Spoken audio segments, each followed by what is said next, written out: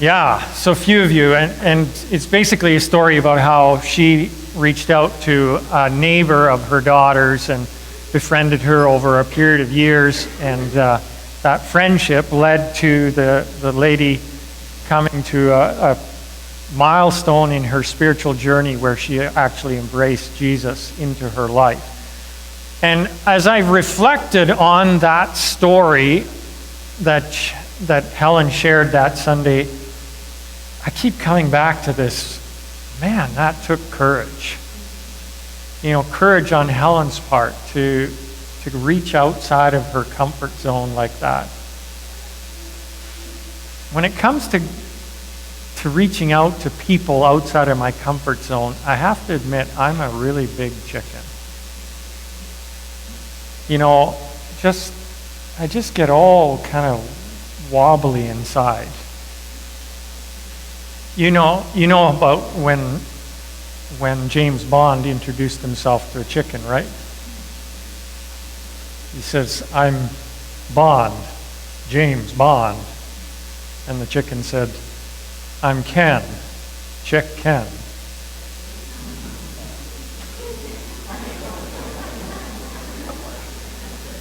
That was supposed to be funny, okay?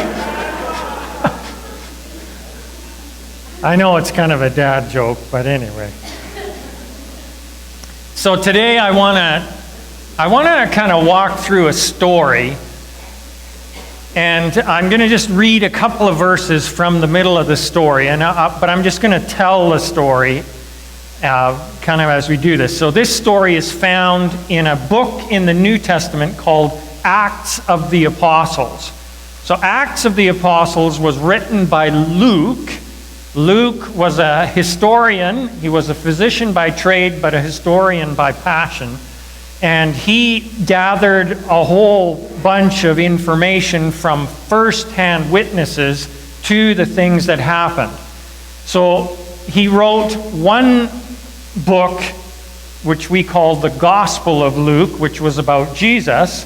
And then he wrote a second book called the Acts of the Apostles, which is basically what happened after Jesus left. So he was a contemporary of Jesus, so it's not like he was researching this hundreds of years later. He was actually talking to the people that were right there and saw exactly what happened. A lot of the people he talked to were actually part of the stories that he wrote about.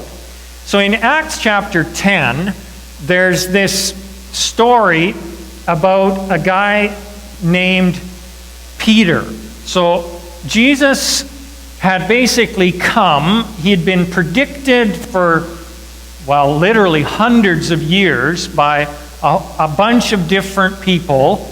And he had come and basically completely rewritten the Jewish way of worshiping God and started a brand new movement, really, that came in, it basically completely upset the apple cart for the Jews. And one of the big things about it was that Jesus' way of relating to God was not exclusive like the Jewish system was. The Jewish system basically had this sense of fear of the unknown, fear of stranger. They had taken this stranger danger thing to a whole new level. And Jesus basically came and said, forget about all of that. I want you to love everybody, whether they're part of your Jewish nation or not. And you would think that the Jews would have gotten it quicker because they had heard these predictions about the coming of a Messiah kind of person for hundreds of years, but some of them got it, but a lot of them really, really didn't. And part of the problem was that the Jews had a history of oppression. They had been oppressed within their own borders. They had also been exiled, just like a lot of people today are being exiled from their nations and seeking refuge in other nations. The Jews had been refugees in Persia, which is modern-day Iraq, and in other places as well. And so this history of oppression had created a sense of sort of standoffishness. So they had a bunch of rules religious rules that they followed, but as a result of being under oppression, they had sort of created more rules to keep them safe from this big bad world that they had experienced. Basically global hostility towards them had created quite a cynical view of other people. And let's face it, anti-Semitism is still part of the global community, unfortunately. And Jews to this day, even in Canada, are receiving threats of different kinds. So in Acts chapter 10, this guy named Peter, who was a disciple of Jesus, he followed Jesus the whole time that Jesus was doing ministry here on earth. He was a Jew as well. And he's just sort of minding his own business, waiting for dinner at a guy's house. And he must have been pretty hungry, because as he's waiting for dinner, he actually gets so hungry that he faints. I don't know if you've ever experienced low blood sugar. I used to have trouble with that when I was younger, and it could be pretty challenging sometimes if you got really low blood sugar and you might start to feel a bit woozy or whatever. So this is what happened to Peter. And he actually faints and loses consciousness, and then there's this really strange dream that comes to him while he's out. And the dream is that there's this big white sheet that comes down from heaven, and on this white sheet there's all kinds of different animals. And when the sheet comes down, he hears a voice which he understands to be the voice of God, and the voice says, "Go ahead, kill and eat. Like, help yourself, whatever you like, this is for you." And he has a look at the animals on the sheet, and he realizes that there's a lot of animals on here that are not kosher.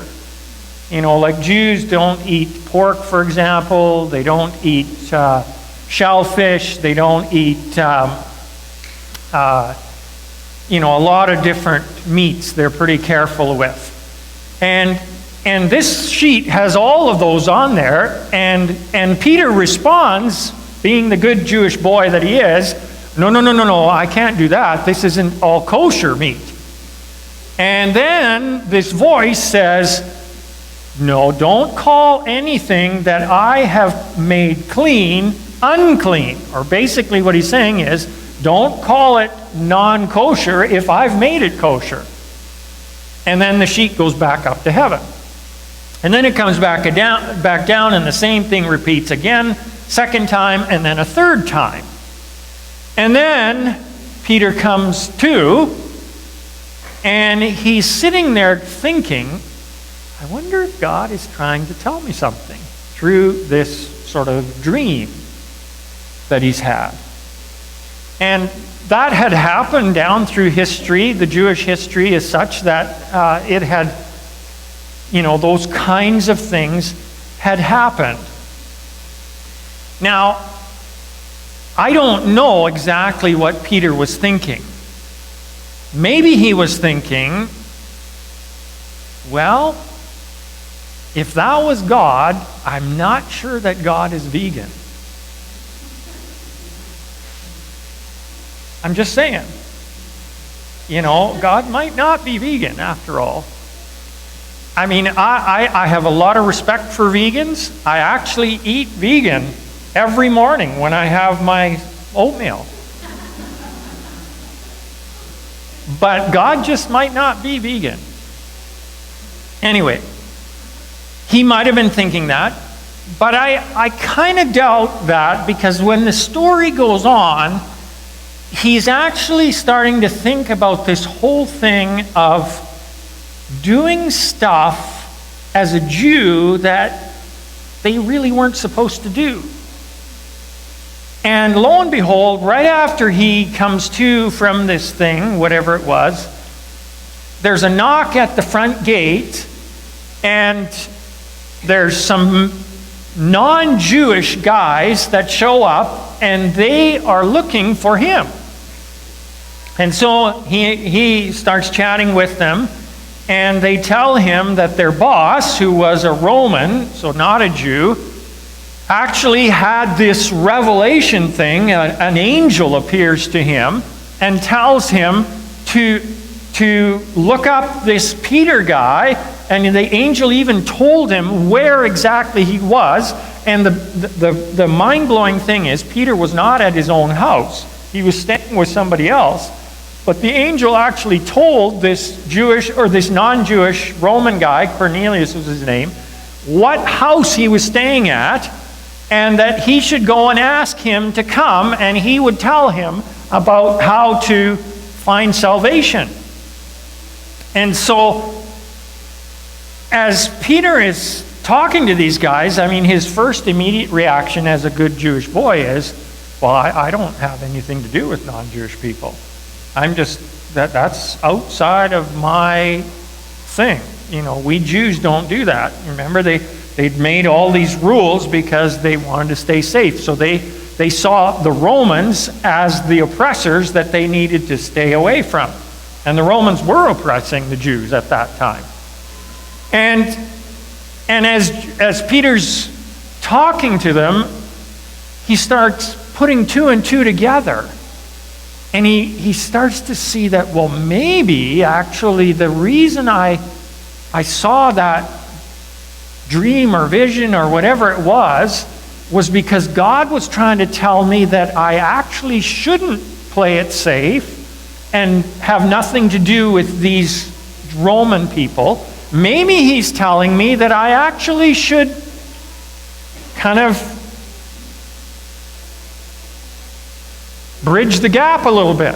You know, have something to do with them. Maybe I'm actually supposed to go to their house. Maybe that actually was an angel talking to him.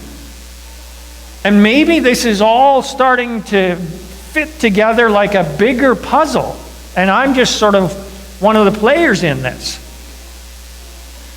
And so, the first thing he does is invite them in for dinner. Now, I mean, they had traveled probably several days already, and so the logical thing was not to just get back on your horse and take off. They would stay the night, actually. So Peter actually invites them into their house, and he says, why don't you stay for dinner? Now, that in that culture was a big deal. You did not invite just any old person off the street into your house for dinner. In that particular culture, when somebody was invited into your home for dinner, it meant that you were actually inviting them to be your friend for life. So it was something that was a very significant thing. And the interesting thing is that's actually still true in the Middle East. So if you ever visit the Middle East and they invite you into their home, that means that they are actually inviting you into their life to be part of their life, to be their friend for the rest of their life. So what Peter did here was completely outside of his comfort zone. Completely outside of what Jews would normally do, and what Jews were actually allowed to do even.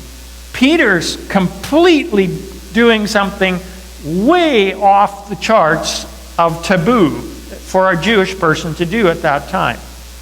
And then, the next morning, he actually went with the Romans people that came, that Cornelius had sent, and he traveled with them, probably several days, to this Cornelius's house.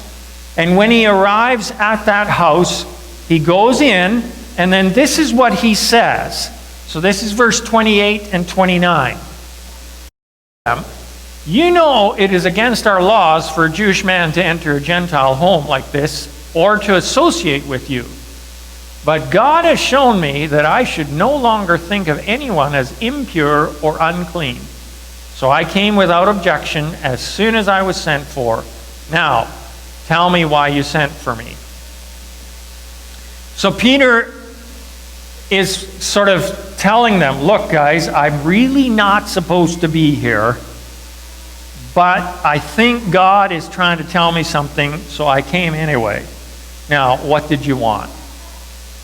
And so Cornelius says, "Well, this is what happened. I was praying, and an angel came to me. He told me to send for you, and that when you came, you would tell us how to find salvation." So here we are, and Cornelius had invited all of his family, extended family, his friends, all of his people that were, religiously oriented and eager to learn, and the whole house was full. And then he says, "Okay, Peter, tell us, how do we do this?" And Peter's kind of going, "Whoa, you guys, you really want to know, don't you?" And so Peter goes on to tell them about Jesus.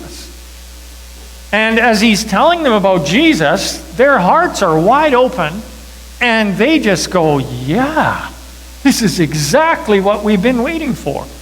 And they invite Jesus into their hearts. They embrace that spiritual journey that Jesus invites every person into.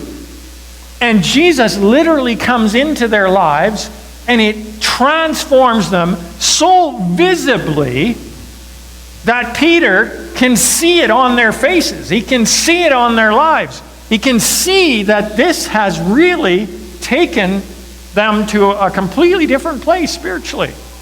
And Peter's like, "Wow."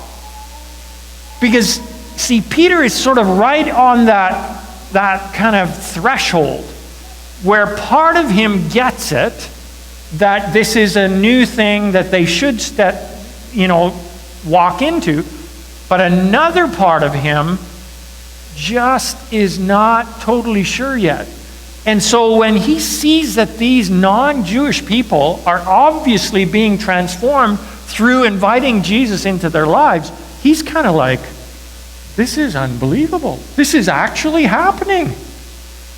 This salvation isn't just for the Jews. It's actually working for the Gentiles too." And so he's sort of overcoming his fears little by little through this experience. And see, it's obvious from what Peter is saying here that he's scared. Part of him is really scared. Another part of him is trying to be brave. And so he's honest with them, and he's saying, "I'm not really supposed to be here." So, almost like saying, "Don't tell anybody." And for good reason. I mean, the Jews had all these different rules that they were supposed to follow. And over the years, they had actually made rules about the rules.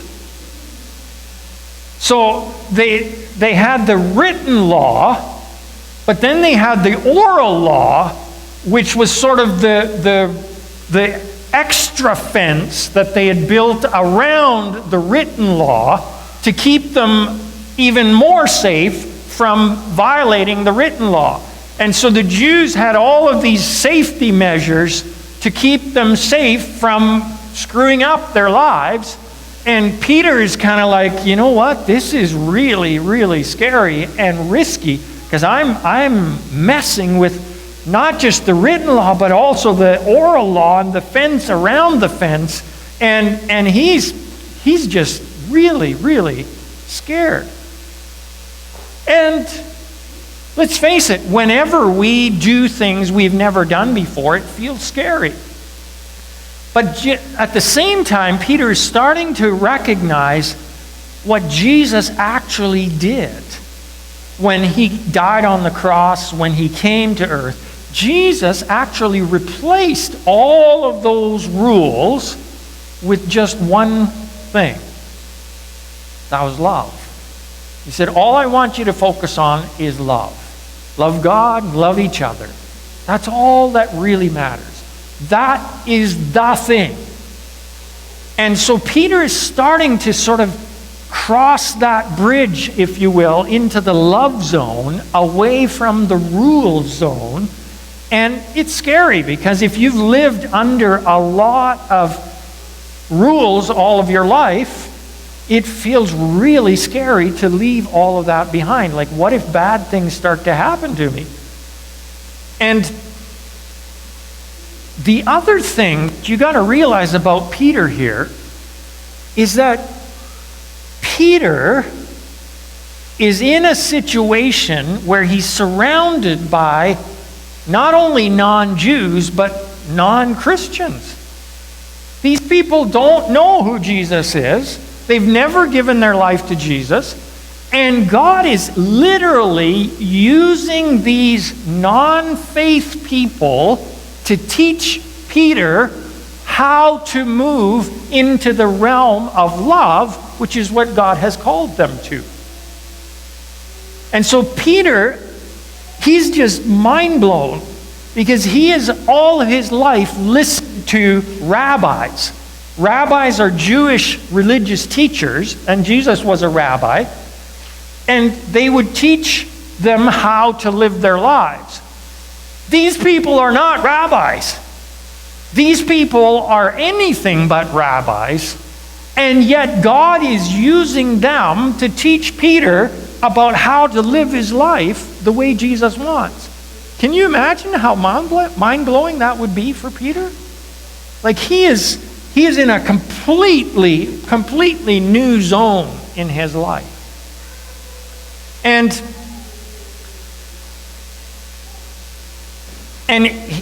you know, God has shown him some things, but these non-faith people are actually showing him much more of exactly what Jesus had been trying to teach him for 3.5 years.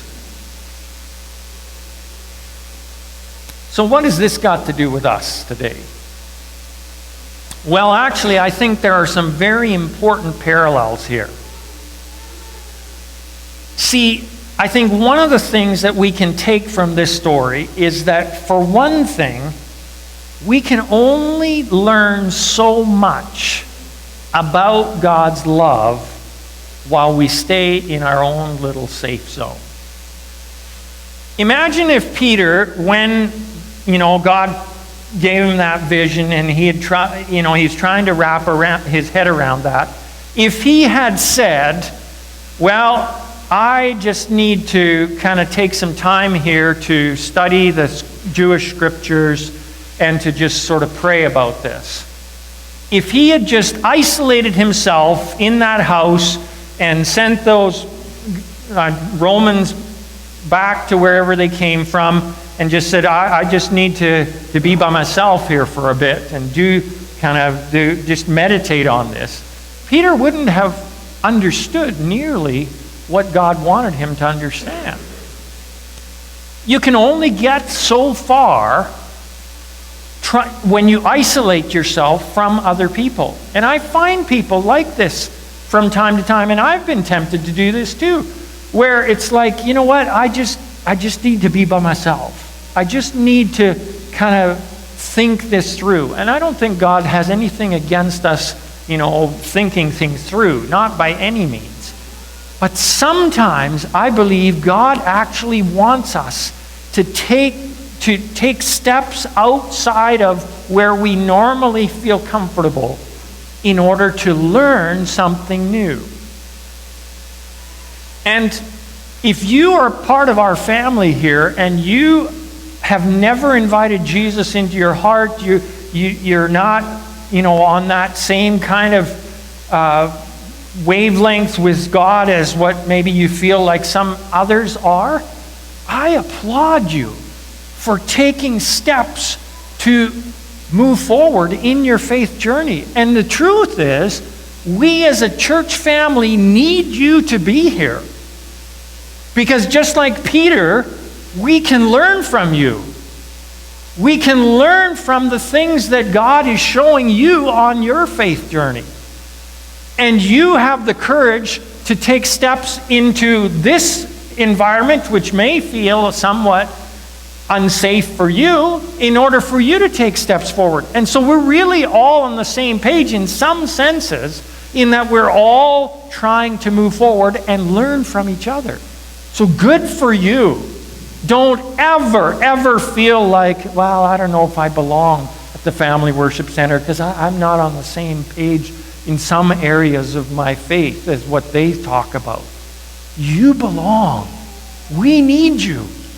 You are contributing something profoundly helpful and valuable to us, every one of us, on our faith journey together.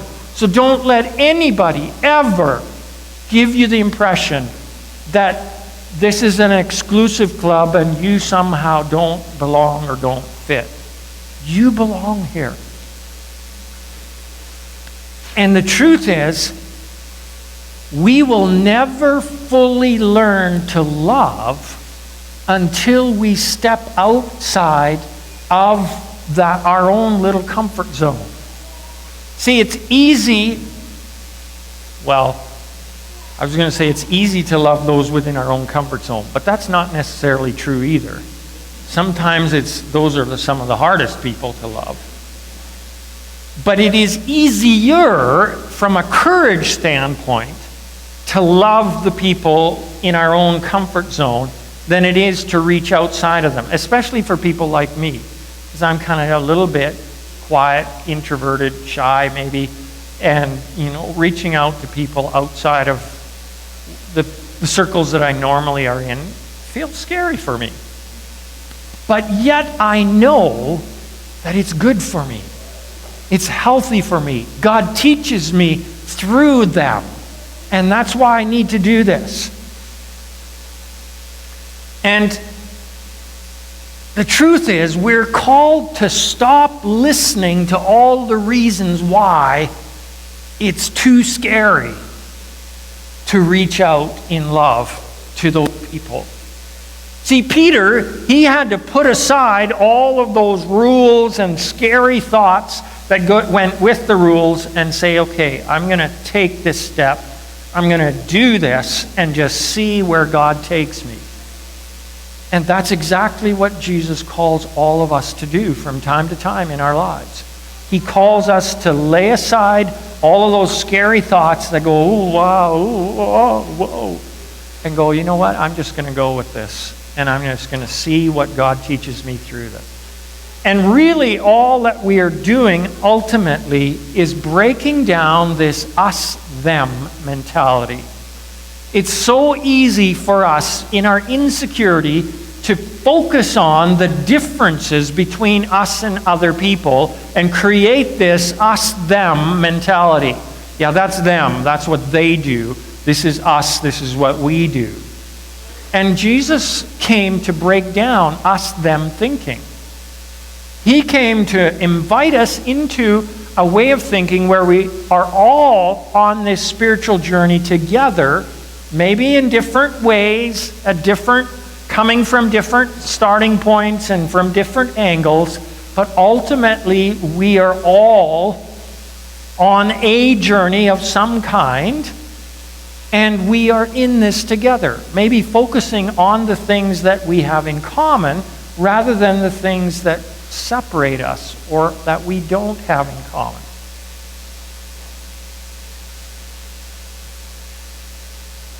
It seems like it was mind-blowing to Peter in a way that God spoke to Cornelius through an angel. I mean, you think about it. Peter is a Jew who's being oppressed by Romans who were terribly cruel. You wouldn't really think that Romans would be a likely candidate to hear from God. And yet that's exactly what was going on here. And sometimes it's easy for us to go, well, we're just going to listen to the people that are church people, because that's the people God speaks to. But what if God is also talking to all kinds of people in our world? People that don't go to church. People that don't look religious. But God is still having a conversation with them. And our job is simply to insert ourselves into the ongoing conversation that other people are already having with God. That's what Peter did. See, Cornelius already had a conversation going with God. He was already communicating back and forth between him and God. And then God said, okay, I think Peter can help you from this point forward for a few steps.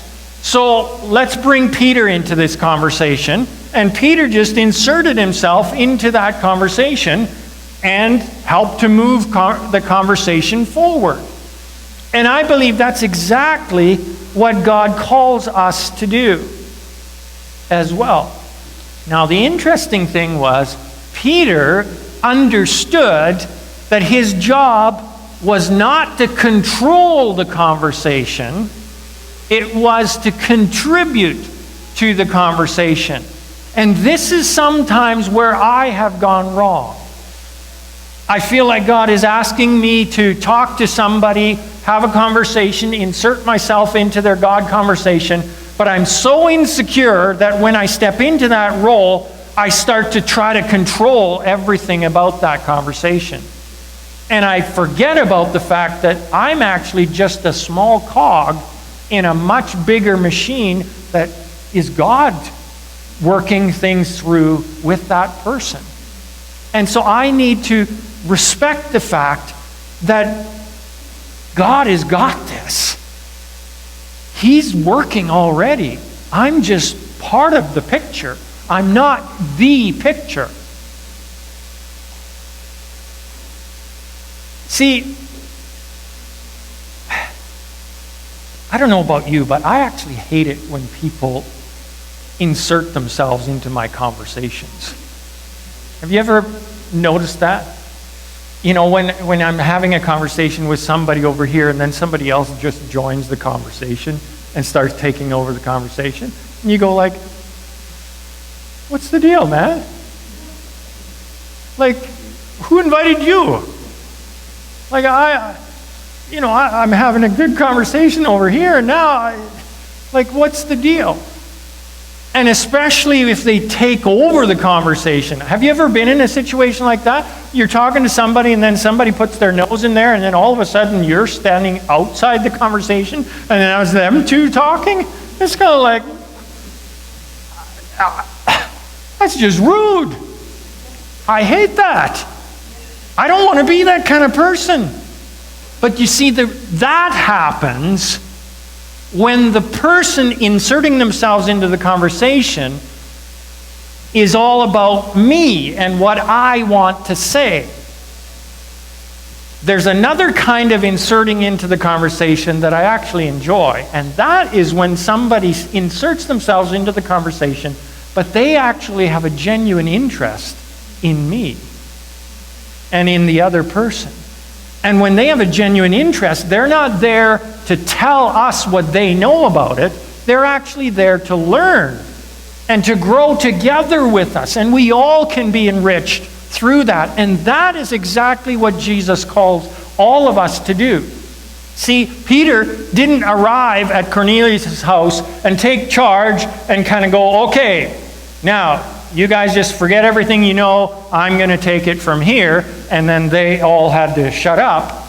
Peter is actually learning from them as well as the conversation unfolds. And this is what Jesus calls us to do. He calls us to insert ourselves into other people's ongoing God conversations, but not as a controller, but as a learner. Now that sounds scary, but that is exactly the way of love. And that is what God calls us to. So what's the first thing that we can do in this process? Well, what's the first thing that Peter did? Invited him over for dinner. He says, come on in. Why don't you stay the night? Let's have dinner together. Let's talk. Let me get to know you. And I believe this is exactly what Jesus calls us to. It's the way of love. It's not about, okay, now let me sit you down here and you listen to what I have to say. It's, come, let's get to know each other. Let's become friends. Let me show you that I love you and I embrace you. I accept you. You are part of my life. And that one loving gesture can be profoundly important. So my question to all of us today is there someone in your life that God is calling you to insert yourself into their ongoing God conversation? I want you to just stop and think about that for a minute. Is there somebody in your sphere of influence and you're kind of going, I wonder if God might be calling me to be part of that ongoing conversation in their life? And if that's the case, and I believe it is for most of us, is there some way that I could invite them into my life? Like have dinner with them, or in some way reach out to them in love? So here's the thing. Maybe what I've been talking about this morning is you're kind of going, well, I don't even know if I know Jesus. Like how am I supposed to be part of other people's conversations? Well, if you would like to have a relationship with Jesus, you're in the right place. This is a great place to invite Jesus into your heart. And I'm going to invite the prayer team that was here earlier to stand right back there as we get to the close of our service and start transitioning into our lunchtime. They're going to stand over there, and if you would like to invite Jesus into your life and start to build that relationship with you, then I'd like you to talk to them. They'll tell you how that works and how to start nurturing that kind of relationship.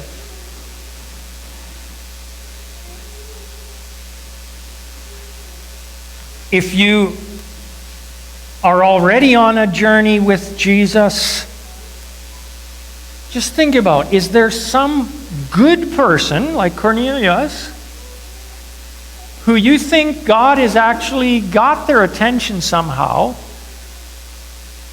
but God just might be asking you to be part of this conversation going on?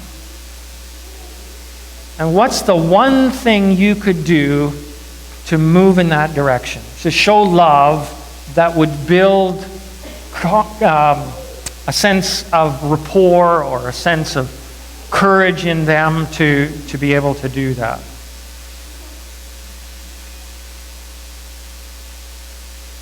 Let's face it, most people's faith journey is different. Often it's long and slow. Often it takes windy curves here and there, and none of us understand fully how that plays out in another person's life. As I watch my own spiritual journey play out, or other people's spiritual journey play out, I often feel impatient, and sometimes I feel scared, and sometimes I wish I was more courageous. But the truth is, when you're on this journey, as we all are in some way, shape, or form, having somebody with you on the journey can be very, very helpful. And it's interesting to me that one of the very last things Jesus said while he was on earth was, go and build relationships with people, be part of their spiritual journey. And then he said something that is profound. He says, I'll be with you. I'll be with you every step of the way. I'll never leave you. I'll never let you down. I'll never leave you hanging. I'll be there with you every step of the way. That gives us the courage to do these things that seem so incredibly difficult. I have a good friend who was a pastor for many, many years, and he was going through a very difficult time in their church. And I don't even know all the details of how things were playing out, but he was just like a hair away from resigning and leaving the ministry altogether, because he was just so overwhelmed by the stuff that was coming at him. And I remember him telling me that he had one board member. So Brent was my friend's name, and he had one board member, and I knew him very well as well, still do. His name was Phil. And Phil was a very quiet kind of guy, still is. Not your old rambunctious kind of guy, very careful. He was an accountant. And he was really struggling with all of this as well. And during this whole process, my friend Brent said that he would look at Phil when they were sitting around the boardroom table at the church, and he told himself, if Phil can hang in there, and I know Phil has such a soft heart, I can hang in there too. I know I can do this. The interesting thing was, he never told Phil about this until a few years later. And it turns out that Phil was thinking the exact same thing. If Brent can hang in there, I can hang in there too. So they were both on the verge of quitting, but they hung on because the other one was hanging on. And so they made it through the situation. And the interesting thing is, after that situation blew over and the mess settled down, God started to bless the church, and the church grew, and lots of people got saved. It was an amazing time. But at one point in the journey, it hung on two guys basically saying, well, if you can hang on, I'll hang on. And not telling each other this, but they hung on because they had somebody with them. I don't know where you're at on your spiritual journey, but if you are facing something really challenging, like maybe inserting yourself into somebody else's spiritual journey and conversation, I want you to know you've got somebody with you that's got your back. And I want you to look at him and go, okay, if you're with me, I can do this. I'll hang on. I will take courage from the fact that you are with me, and I will do this. And you can do this. You can make a difference with Jesus being with you. And he promises he'll never leave it. He'll never let you down.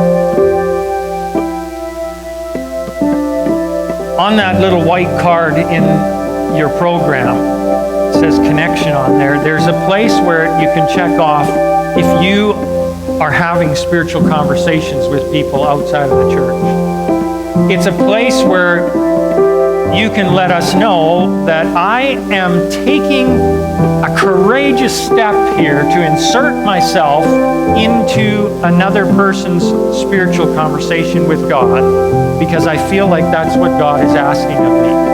And the reason we have that on there is because we know that we need each other on that journey. We need to draw courage from Jesus and from each other as we do this. So if you let us know on there that, yes, I'm doing this, we will pray for you. We will have your back spiritually, because we are in this thing together. So, for example, on Friday night, we're going to be inviting people to come out to our Christmas Eve celebration here. That takes courage. Some people will probably go, forget it, I don't want to have anything to do with church. Other people might have an ongoing conversation that we will get to be part of on that night. But I hope all of us will be praying that God will do some amazing things as we extend love to our community. Does that make sense? You guys hear what I'm saying? No? Yeah? Okay. A few of you, looks like. Well, thank you for your patience today. I appreciate that. So as we transition into the lunch thing here, I'm going to ask you to just take just a few, maybe a minute, 30 seconds at the least, and just kind of ask God to show you who that person is that He might be asking you to insert yourself into their spiritual conversation. Not to control it, but just to contribute something. Can we do that? So Michelle here and the team are just going to lead us in singing, but we're going to have that heart openness to hear from God. And then she'll dismiss us and we'll transition into lunch.